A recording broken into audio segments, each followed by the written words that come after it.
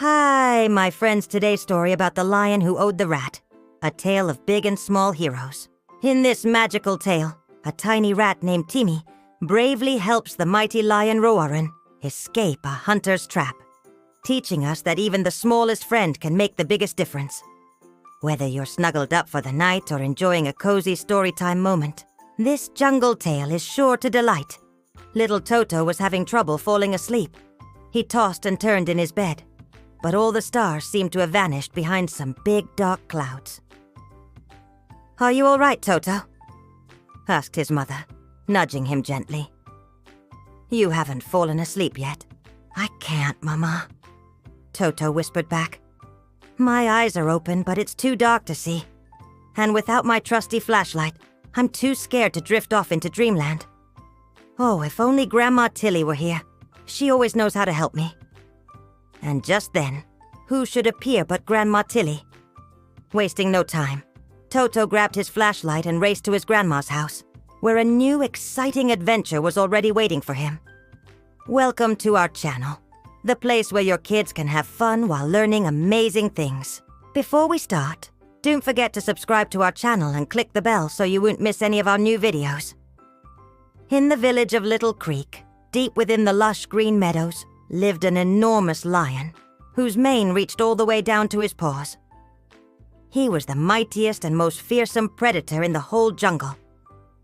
At least that's what everyone thought. But really, deep down inside, the lion, whose name was Roarin, was a softie. He was gentle, kind, and he never hurt a fly. One day, Roarin was taking his usual stroll through the jungle when suddenly a terrible metallic taste filled his mouth. His ears picked up the dangerous sound of snapping twigs and the heavy thud of footsteps. Turning slowly around, he found himself face to face with a hunter who had a gun aimed directly at him. "Oh dear," said Rourke, trying to sound brave. "This is most unfortunate. I say, old bean, would you mind awfully not blowing my furry little head off right now? You see, I've got a date with Destiny. Well, actually, I was planning to take a nap, but a fellow can't decide between those two." The hunter lowered his weapon slightly, sneering. A talking lion. Now that's something I never expected to see. But that doesn't mean I won't blow your head off. In fact, this makes things even better because I can sell your fur for an even higher price. With that, the hunter took aim again.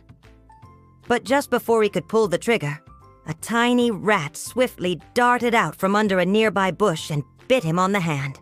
Yelling in pain and surprise, the hunter lost his balance and fell flat on his face, losing his grip on the rifle. As soon as the rat saw that the coast was clear, he disappeared once again. Startled by the sudden commotion, a deer that had been hiding in the bushes trotted cautiously out. Seeing that the hunter was dazed and holding his bleeding hand, she took her chance and dashed away. Soon, many more animals who had been hiding nearby came out of their hiding places, each one more surprised than the last. When the dust had settled, Roarin approached the hunter, who was sitting with his back against a tree and rubbing his injured hand. I do believe you were trying to shoot me a few seconds ago," Roarin remarked mildly. The hunter nodded sheepishly. "Yes, I suppose I was. But that little rat saved your life. We animals usually don't take kindly to hunters in these parts. You'd best be on your way before someone else decides to teach you a lesson." With that, the hunter scrambled to his feet and hurried away. Then all the animals cleared the area, each one looking for somewhere else to hide. Once they were gone, Roaring sat down heavily on a nearby log. "That was a close one," he sighed. "If that rat hadn't bitten the hunter, I would have been toast. What a narrow escape. I wonder who that plucky little guy was." As if on cue, the rat emerged from his hole and bowed politely. "Why, it was me, Timmy the brown rat, sir. It was my pleasure to save your life." Roaring blinked in surprise. "You saved my life? But you're just a little rat. How did you manage to do that?" Timmy puffed out his chest proudly.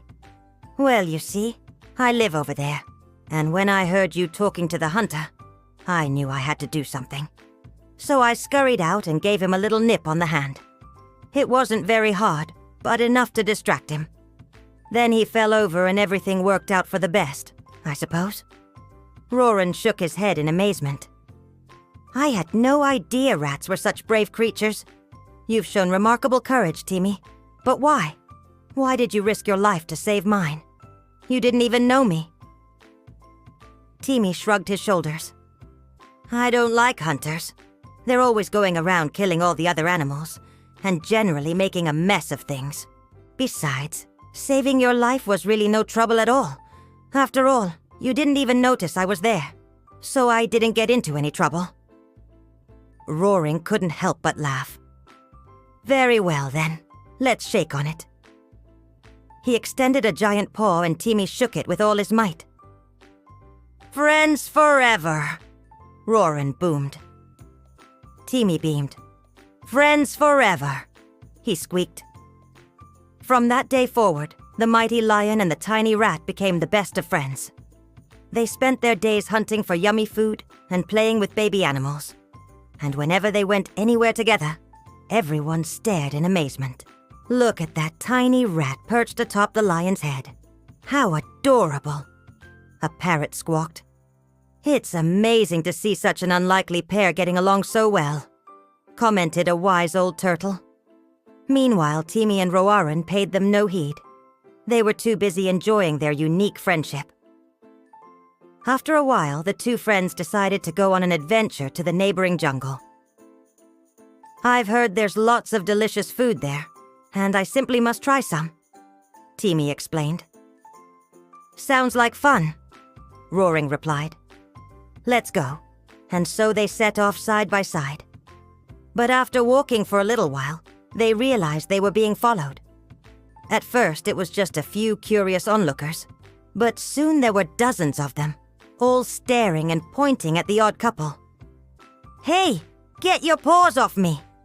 Timmy shouted at a particularly rude monkey, who promptly apologized and backed away. Suddenly, a troop of chimpanzees blocked their path, and one of them sneered. "What do you think you're doing here, lion? This is our jungle and you're not welcome."